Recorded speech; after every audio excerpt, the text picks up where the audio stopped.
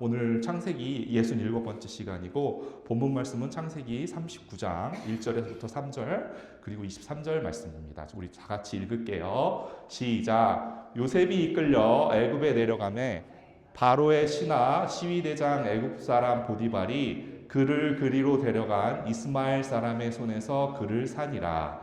여호와께서 요셉과 함께 하심으로 그가 형통한 자가 되어 그 주인 애굽 사람의 집에 있으니 그 주인이 여호와께서 그와 함께 하심을 보며 또 여호와께서 그의 범사에 형통케 하심을 보았더라. 23절 계속 읽게요. 시작. 전옥은 그의 손에 맡긴 것을 무엇이든지 돌아보지 아니하였으니 이는 여호와께서 요셉과 함께 하심이라. 여호와께서 그의 범사에 형통케 하셨더라. 아멘. 2026년도 새해가 밝았어요. 여러분들 항상 2026년도뿐만 아니라 새해가 되면 한국 사람들이 항상 하는 그러한 이야기가 있어요. 뭐라고 이야기해요? 새해 복 많이 받으세요. 여러분들 새해 복 많이 받으세요. 새해 복 많이. 옆에 사람들한테 새해 복 많이 받으시라고 해볼까요? 새해 복 많이 받으세요.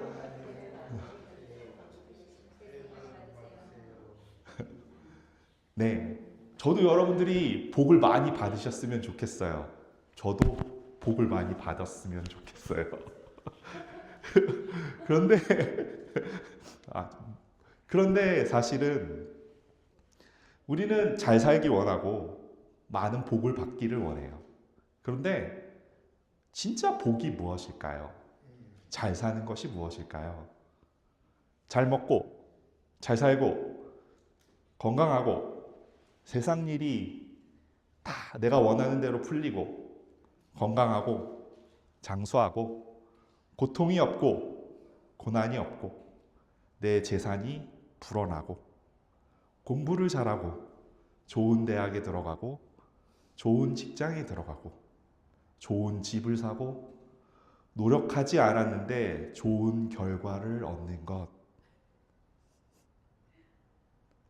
사람들은 이것들을 복이라고 이야기해요.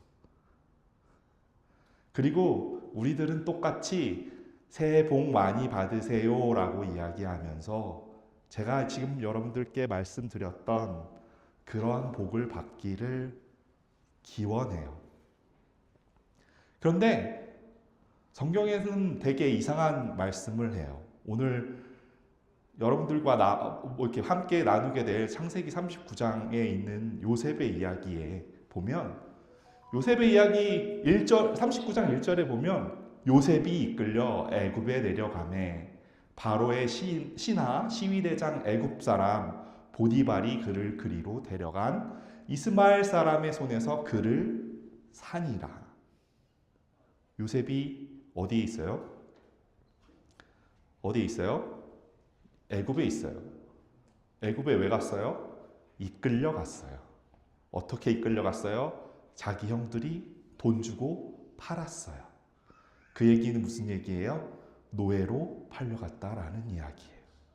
그리고 이스마엘 사인들이 노예로 사가서 그거를 누구한테 다시 팔아요? 돈을 받고 또 다시 팔아요. 누구한테 팔아요? 바로의 신하 시위대장 애굽 사람 보디발이라는 사람이 요셉을 돈을 주고 사요. 그래서 자기 집에 데리고 있어요. 그래서 2절에 그렇게 이야기하죠. 여호와께서 요셉과 함께 하심으로 그가 형통한 자가 되어 그 주인 애굽 사람의 집에 있으니. 하나님 성경에서는 이렇게 이야기해요. 여호와께서 요셉과 함께 하심으로 그가 형통한 자가 되어. 형통해요? 어디를 봐서 노예라니까요. 지금 요셉의 처지가 뭐예요? 노예예요. 노예. 돈 주고 팔려갔어요. 우리가 요셉의 이야기는 수천 년 전의 이야기이지만 불과 100년 150년 전만 해도 우리가 살던 세상들의 노예라는 것이 있었어요. 그렇죠? 노예의 그 신분이 어때요? 노예는 그냥 재산이에요. 물건이에요. 그 집에 속한 재산이고 물건이에요. 그래서 그 사람한테 인격도 없어요. 그쵸? 시키면 시키는 대로, 열의로 팔라고 하면 팔려가는 대로 그렇게 할 수밖에 없는 게 바로 노예예요. 노예. 네, 우리들이 아는 것처럼 요셉의 이야기 이 뒤에 보면, 네, 그 주인이 3절에 보면 그 주인이 여호와께서 그와 함께 하심을 보며 또 여호와께서 그의 범사에 형통케 하심을 보았더라. 그래서 그 주인 보디발이 요셉을 그 집의 총무를 삼고, 뒤에 보면 그게 나오죠.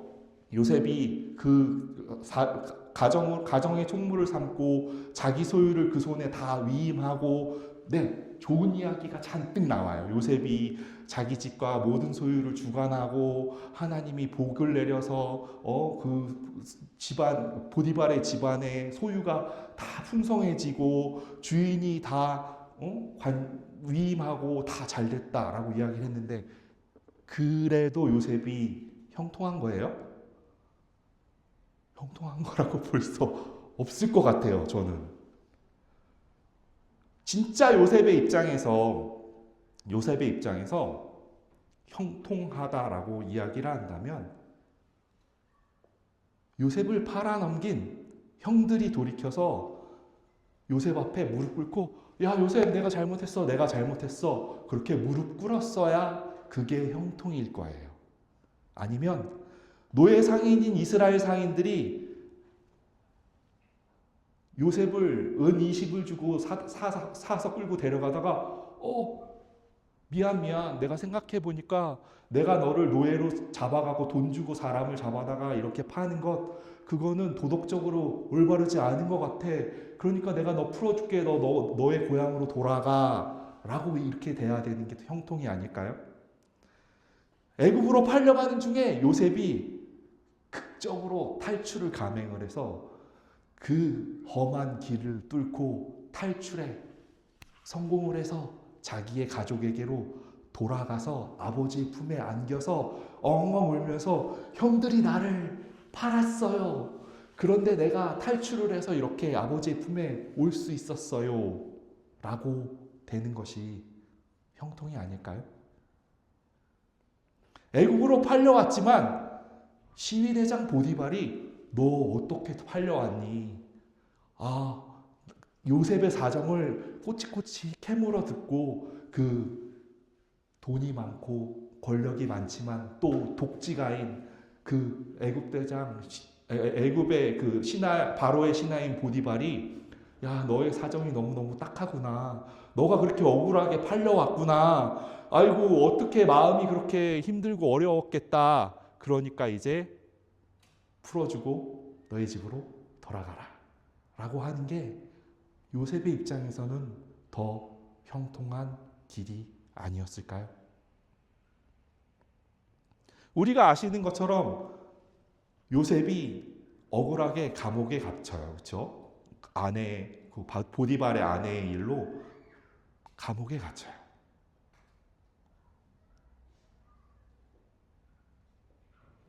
어찌 보면 요셉이 어쨌건 그 보디발의 아내가 요셉을 좋아했으니까 어찌 보면 은밀하게 그 보디발의 아내와 관계를 유지하고 시위대장 보디발한테는 들키지 않으면서 호의호식하면서 자기 집안의 그 보디발의 집안의 권력과 재산을 휘두르고 강한 권력자가 되고 호의호식하는 게 요셉의 입장에서 보면 형통한 삶이 아닐까요?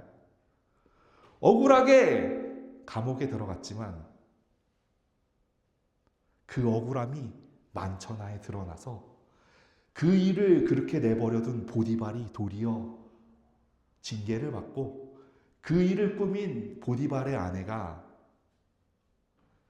이 음탕한 여자, 이렇게 남자를 유혹한 그런 여자라고 이렇게 도리어 사람들에게, 대중들에게 지탄을 받고, 그 자리에서 자기의 양심과 자기의 어떤 순결함과 하나님 앞에 순수함을 지킨 요셉이 영웅이 되어서 애굽이란 나라의 그 요셉의 이름이 알려지는 것, 그게 어찌 보면 요셉의 입장에서는 형통함이 아닐까요?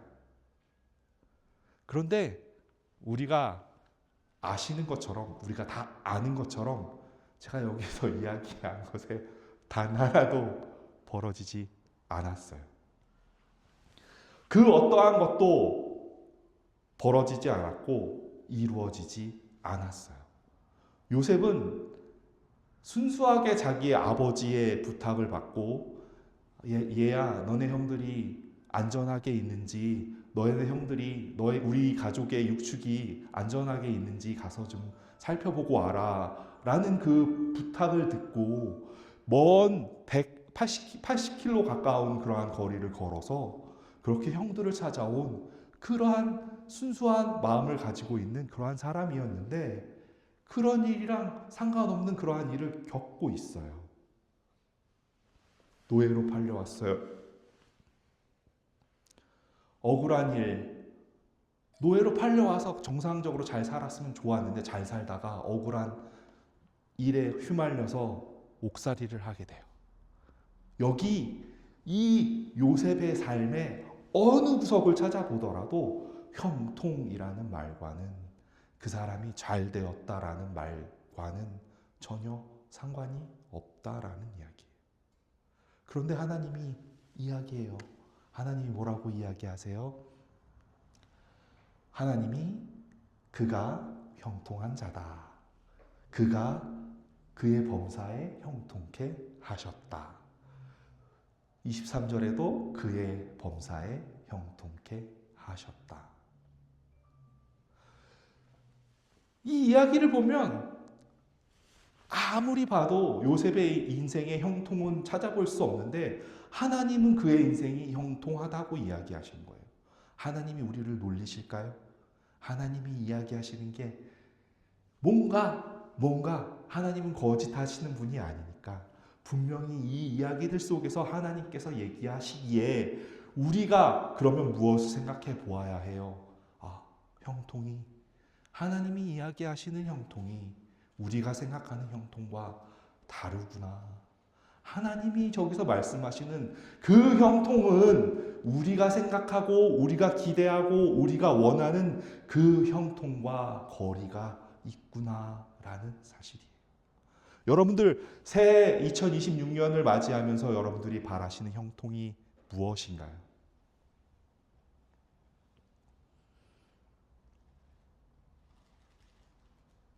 성경에서 말하는 형통은 하나님과 함께하는 거예요. 성경에서 말하는 형통은 하나님의 계획 아래 놓여지는 거예요. 성경에서 말하는 형통은 하나님의 뜻이 이루어지는 거예요. 성경에서 말하는 형통은 우리가 나중에 무엇인가 잘 되어서 뭔가 권력을 휘두르고 높은 자리에 올라가고 내가 원하는 소망이 이루어지고 내가 바라는 것들이 이루어지는 것이 소망이라고 이야기하지 않아요. 성경에서 말하는 형통은 내가 있는 자리에서 하나님과 함께 걷고 그분과 함께 있으며 그분의 계획 아래서 우리의 그 일들이, 하나님의 일들이 차근차근 이루어져 가고 하나님의 계획이 만들어져 가고 우리의 처지와 상관없이 하나님의 뜻이 이루어지는 것, 그것을 하나님은 형통이라고 이야기하고 계신다라는 사실입니다.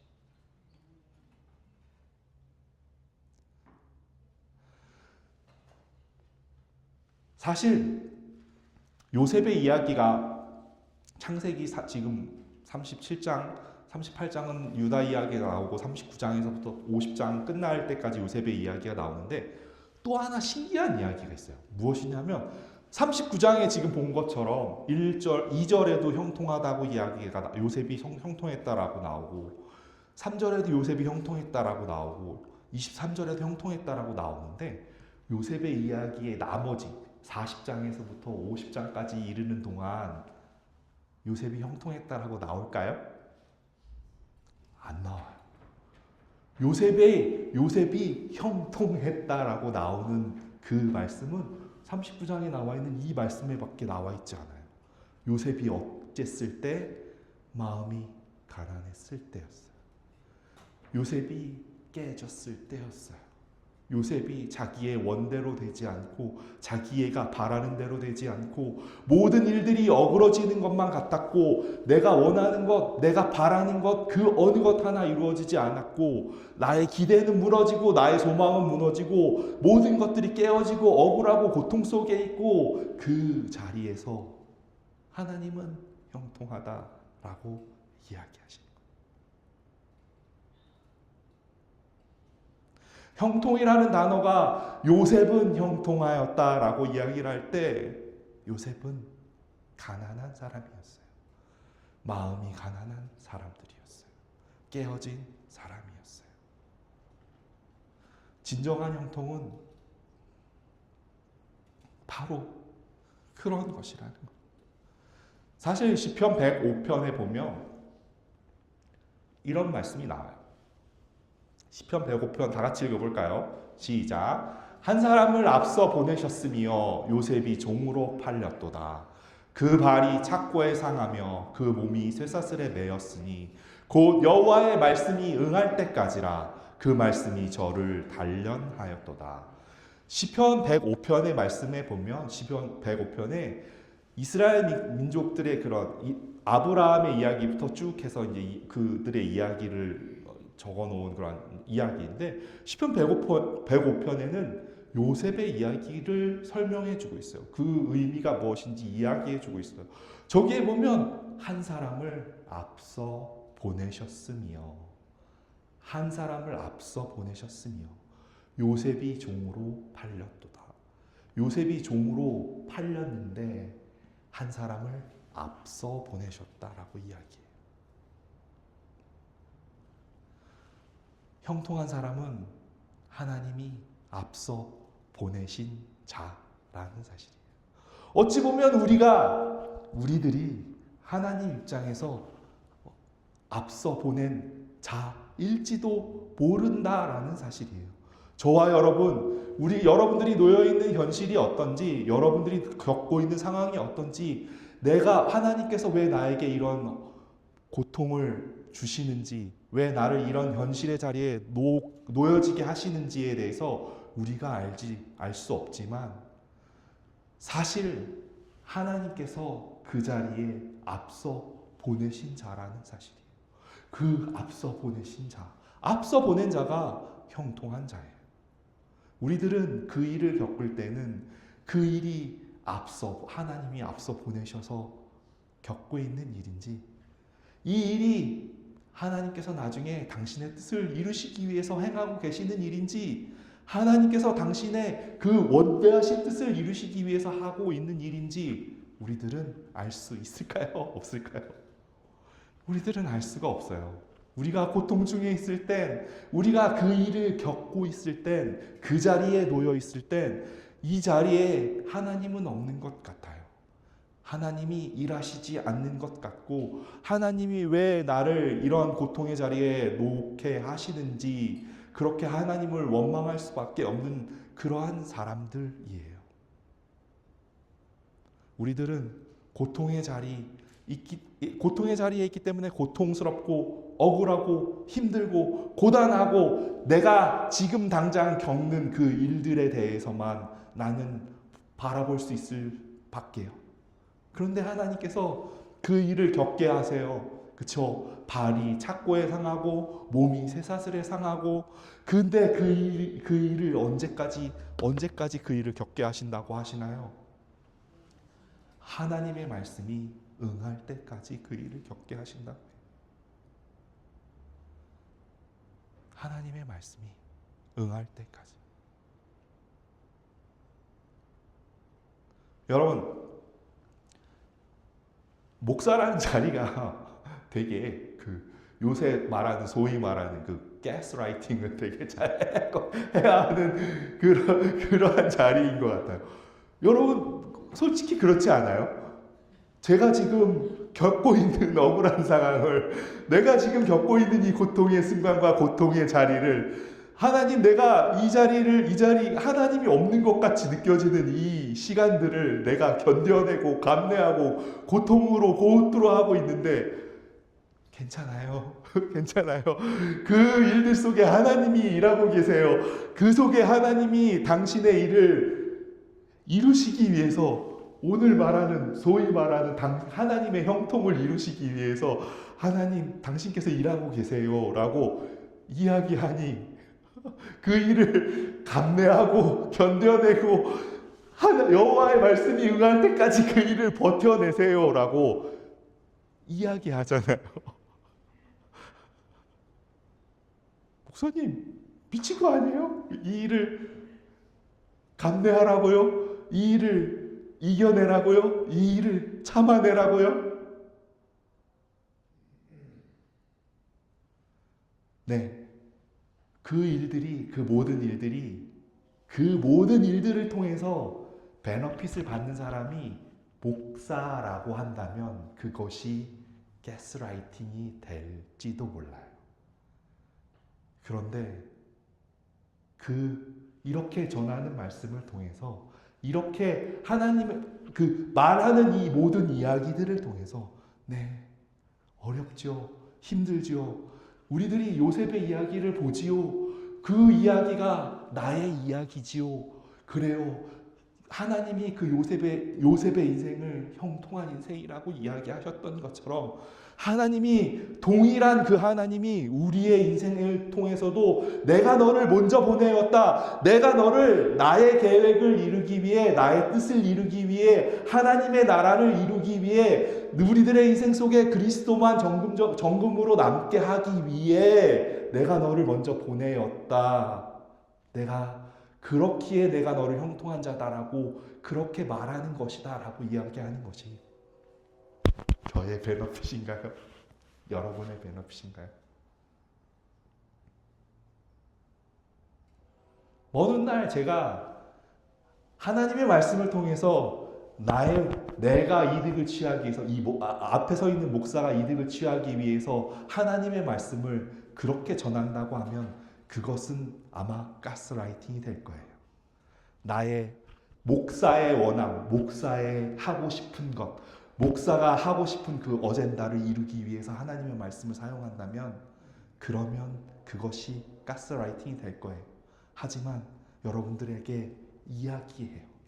우리들은 그러한 삶을, 하나님이 우리의 삶을 인도하신다라는 것, 하나님의 형통함은 바로 이런 것이다라고 하는 것, 우리들이 여호와의 말씀이 응할 때까지, 우리들이 고통의 자리에 놓여 있을지라도, 우리들이 원하지 않는 자리에 놓여 있을지라도, 여호와의 말씀이 응할 때까지 그 일을 견디고 감내하고 지켜내고 그 자리에 함께 하는 것, 그것을 우리는 무엇이라고 불러요? 믿음이라고 불러요. 그렇기에 우리가 하나님을 믿는 사람, 예수님을 믿는 사람들을 무엇이라고 불러요? 믿음이 있는 사람이라고 불러요. 야, 믿음이 있는 자야. 야, 너는 믿음이 있다라고 이야기를 하는 것이고, 더 나아가서 그 믿음을 가진 사람을 무엇이라고 불러요? 너희는 의롭다라고 이야기하는 거예요. 왜냐하면 우리 속에 그 하나님을 가지고 있는 사람이기 때문에 그렇다라는 사실이에요. 네, 우리가 놓여있는 처지를 보고, 우리가 놓여있는 상황을 보면 나는 고통스럽고 아프고 억울하고 말도 안 되고 답답하고 길이 보이지 않지만, 하나님은 아세요. 하나님은 선하세요. 하나님은 우리를 인도하고 계세요. 어디로? 당신의 선한 길로 인도하고 계십니다. 하나님 왜 침묵하지 않으십니까? 왜 응답하지 않으십니까? 왜 나의 울음은 들으시지 않으십니까? 할지라도 우리들이 하나님의 선한 계획 안에 들어있는 한, 우리들이 하나님과 함께 걷는 한, 우리들이 하나님의 내가 하나님께서 먼저 보내신 자다 사실을 믿고 하나님과 동행하는 그 삶을 우리들은 하나님은 그 삶을 형통하다라고 이야기하신다는 거예요. 형통한 거예요. 형통.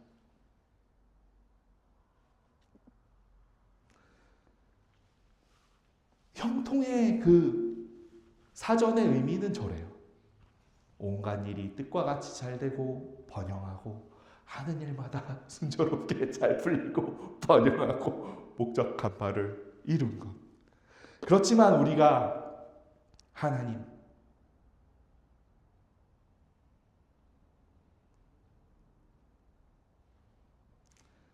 그거 아세요? 하나님의 형통함은 거기에서 끝나는 형통함이 아니에요. 무엇이냐면 하나님의 형통함은 하나님이 우리와 함께 하심으로 우리를 살려내는 형통함이에요.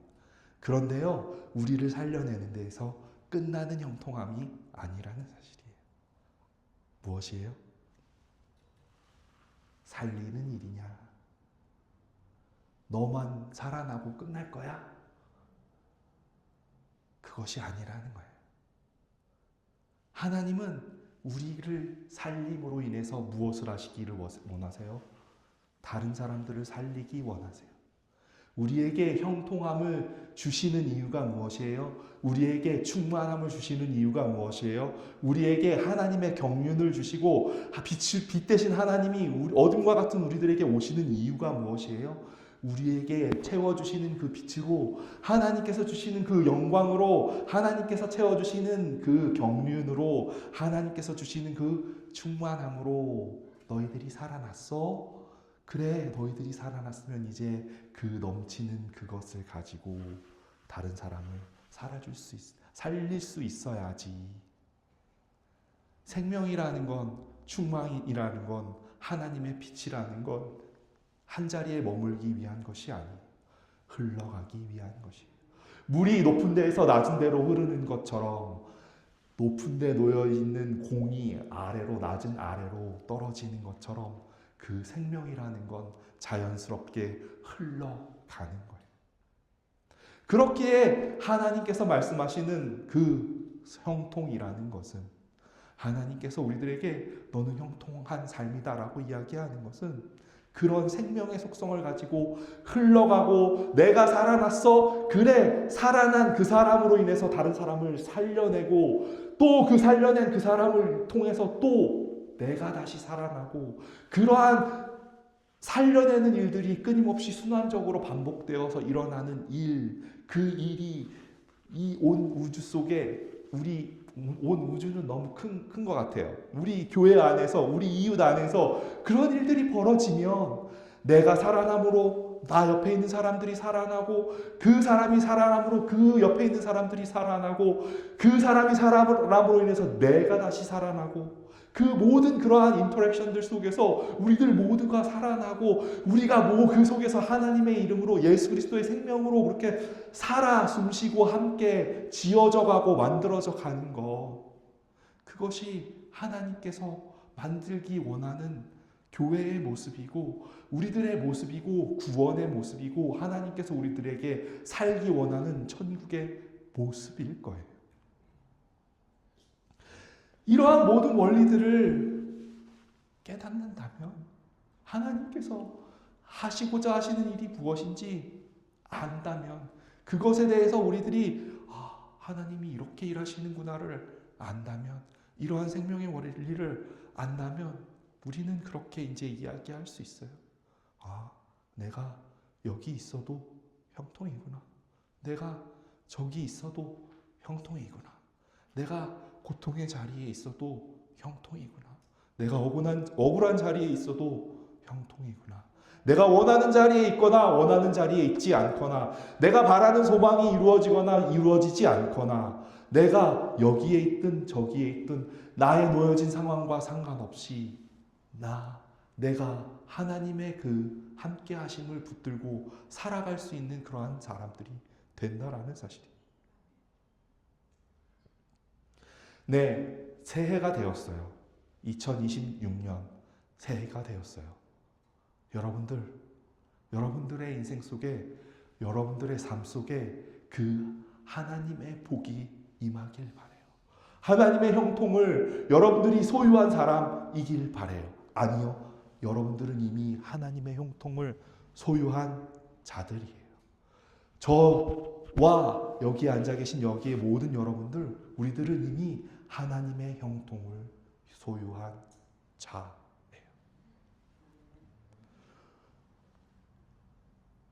제가 이 말씀을 준비하면서 성경 말씀 창세기부터 요한계시록까지 형통이란 단어가 성경에 몇 번이나 나올까 궁금해서 찾아봤어요. 뭐 물론 성경을 이렇게 이렇게 넘기면서 이게 다 찾아보진 않았어요. 요새는 그 인터넷이 있으니까 그죠? 여러분들도 집에 가서 해보시면 되는데 되게 신기한 걸 발견하게 됐어요. 물론 제가 의도하지 않았는데 보면서 되게 신기한 일을 보았는데, 형통이라는 말이 창세기부터 요한계시록까지 한 6, 70번 이 정도 나오나 봐요. 제가 뭐 이렇게 완전히 1, 2, 3, 4 이렇게 해갖고 카운트하진 않았는데, 그런데요, 놀라운 사실이 무엇인지 아세요? 형통이라는 말이 구약에만 나와요. 구약 성경에만 나와요. 신약 성경엔 형통이라는 말이 단 한 번도 등장하지 않아요. 왜요? 왜 그럴까요? 신약 성경에는 단 한 번도 성경 구약에 지금 오는 것처럼 여호와께서 함께 하심으로 너가 형통하셨다. 사람들이 원했잖아요. 그렇죠? 이스라엘 민족들이 자기들이 형통하기를 원했고, 복을 받기를 원했고, 잘 되기를 원했고, 번성하기를 원했고, 석세스 하기를 원했는데, 그 일들이 신약 성경에는 단 한 번도 등장하지 않아요. 그 얘기는 예수님조차도 그 얘기에 대해서 한 번도 이야기하시지 않으셨다라는 이야기예요. 왜 그럴까요? 예수 그리스도, 이 땅에 오신 예수 그리스도, 예수님이 부활하시고 하늘로 올라가시면서 이 땅에 보내셨던 성령님, 그분이 우리와 함께 하시기 때문이에요. 그렇기 때문에 신약에서는 형통에 대해서 이야기해야 될 필요가 없었던 거였어요. 왜냐? 우리들은 이미 그 형통을 소유하고 있는 사람들이기 때문이에요. 우리들은 형통을 소유한 사람들이에요. 하나님의 형통이 이미 우리들에게 함께하고 있는 사람들임을 여러분, 우리들이 기억하며 그렇게 살아갔으면 좋겠어요.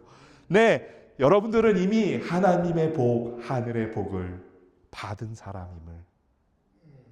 그래서 하나님의 그 말씀이 응할 때까지 하나님께서 우리들이 지금 겪고 보고 만지고 듣고 하는 것들이 깜깜해 보일지라도 그 속에서 하나님의 말이 응할 때까지, 하나님의 말씀이 응하는 그 순간이 되면 우리들은 알게 될 거예요. 그때가 하나님이 정말 함께 하셨던 시간이었구나. 나는 그때는 고통이라고 얘기했는데, 그때는 나는 억울하다고 이야기했는데, 그때는 나의 인생에 말이 안 된다고 생각했는데, 바로 그때 하나님이 함께 하셨구나라는 사실을 알게 될 거예요. 그런 날이 분명히 오게 될 것임을, 제 약속이 아니라 하나님의 약속이니까요. 하나님께서 반드시 그 일을 이루시게 될 것임을 믿고 그렇게 살아갈 수 있는 저와 우리 모든 발렌시아 마가교회 성도님들이 되었으면 좋겠습니다.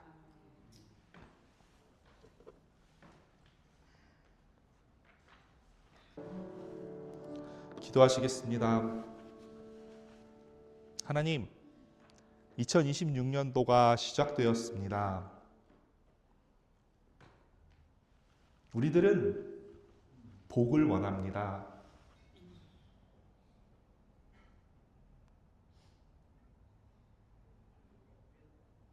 우리들은 잘 살기 원합니다. 내가 원하는 것들이, 내가 바라는 것들이 내가 좀 더 편안하게, 내가 좀 더 쉽게 그렇게 살기 원하는 것이 우리들입니다. 우리들은 그러한 사람들입니다.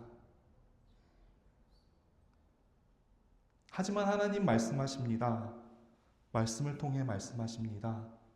진정한 복은, 진정한 형통은, 진정으로 잘 되는 것은 하나님과 함께하는 것이라고, 하나님의 계획 속에 있는 것이라고, 하나님의 뜻이 우리들을 통해 이루어지는 것이라고 그렇게 이야기합니다. 애석하게도 우리가 그런 하나님의 말씀을 잘 믿고 잘 따라서 그렇게 살 수 있으면 좋으련만 우리들은 오늘도 남들이 구하는 것과 동일한 그러한 복을 구하는 그러한 자들입니다. 하지만 하나님, 그러한 우리들을 불쌍히 여겨주시고 긍휼히 여겨주시고 우리들의 인생에서 보지 못하는 하나님의 복을, 하나님의 긍휼하심을, 하나님의 일하심을, 하나님이 형통하다라고 이야기하시는 것을 바라보며 살아갈 수 있는 그러한 믿음의 사람들로 서기 원합니다. 하나님, 내가 있는 처지는 캄캄합니다. 답답합니다. 억울합니다. 하지만 그 너머에 있는 하나님의 일하심을 볼 수 있는, 아니 하나님이 일하시고 계시다라는 사실을 보지 못할지라도 그것을 믿고 걸어갈 수 있는 그러한 우리 믿음의 사람들이 되게 함께하여 주옵소서. 이 모든 말씀 예수님 이름으로 기도합니다. 아멘.